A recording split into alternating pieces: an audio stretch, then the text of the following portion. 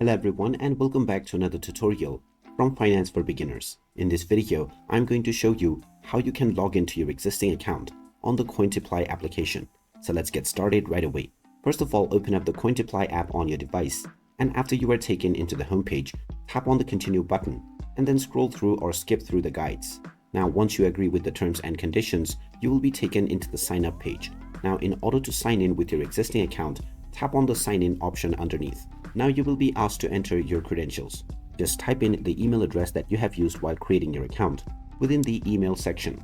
And now type in your account password underneath within the password box. After typing in both of your credentials, you can click on the sign in button and you will be logged into your existing account right away.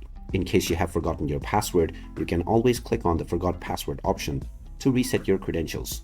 And there you have it. That is how easy it is to log into your existing account on the Cointiply application.